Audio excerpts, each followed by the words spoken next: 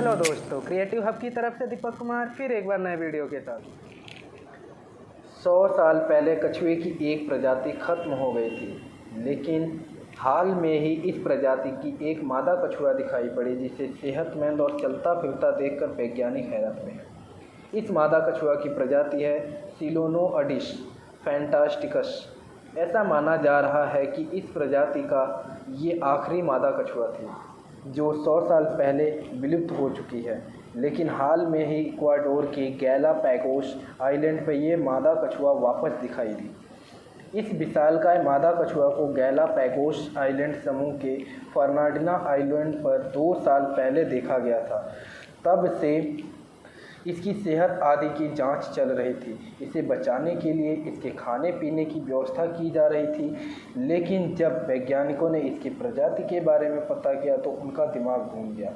जिस प्रजाति की कछुए को 100 साल से ज़्यादा पहले धरती से खत्म घोषित कर दिया गया था, उस प्रजाति की एक मादा कछुआ जिंदा है, वो भी एकदम सही सलामत। यह मादा कछुआ 100 साल से भी ज़्यादा उम्र की है। फिलहाल में इसकी सांता क्रूज आइलैंड के एक ब्रीडिंग सेंटर में रखा गया है। गैलापैगोस नेशनल पार्क के जीव विज्ञानी अब ऐसे और कछुओं की खोज करने के लिए मिशन की शुरुआत करने वाले हैं। उन्हें लगता है कि यह द्वीप पर देखी गई है, हो सकता है कि वहाँ इसकी प्रजाति के और कछुए हों, हो सकता है सारे विलुप्त न हुए हों। ये भी हो सकता है कि इस मादा कछुआ ने और कछुओं को जन्म दिया हो। सिलोनोअडिस फैंटास्टिकस प्रजाति के कछुए को खोजने में गैलापैगोस नेशनल पार्क के जीव वैज्ञानिकों के साथ गैलापैगोस कंजर्वेंसी के लोग और एल यूनिवर्सिटी के साइंटिस्ट भी रहेंगे। गैलापैगोस पार्क के अपने बयान में कहा कि एल यूनिवर्सिटी के साइंटिस्ट ने इस कछुए की डीएनए टेस्टिंग की, जिसके बाद बताया जा रहा है कि 100 साल पहले विलुप्त हो चुकी प्रजाति है, क्योंकि उन्होंने 1906 में ऐसी प्रजाति के कछुए को सुरक्षित डीएनए से इसका मिलान किया था।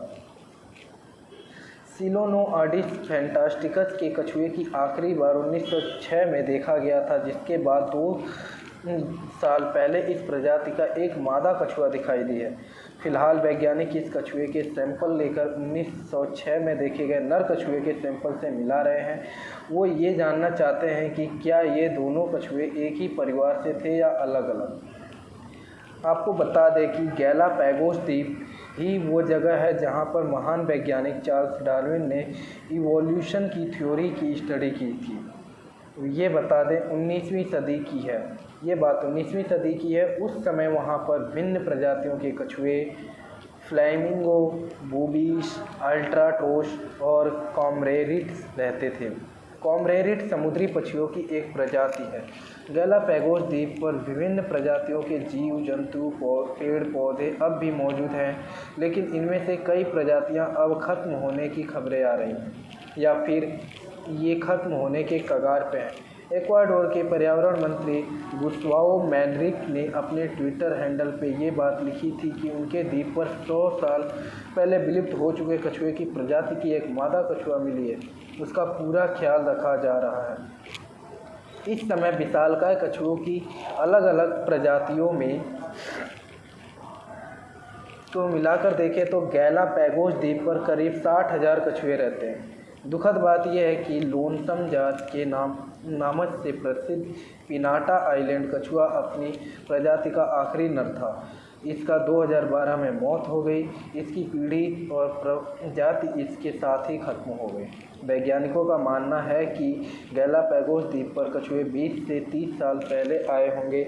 ये दक्षिण अमेरिका तट से 1000 किलोमीटर की यात्रा करके आए होंगे या फिर किसी सब्जी से भरे जहाज के जरिए यहाँ पहुँचे होंगे। इसके अलावा इस द्वीप पर कई विशालकाय सरीसृप भी पाए जाते हैं।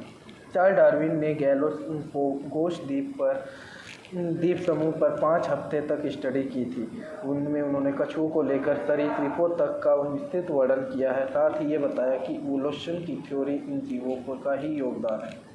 दोस्तों, ये वीडियो आपको कैसी लगी? अगर अच्छी लगी हो तो लाइक करें, कमेंट करें और हमारे चैनल पे अगर आप पहली बार हैं तो सब्सक्राइब कीजिए और बेल के आइकन को ऑन कीजिए। Thank you.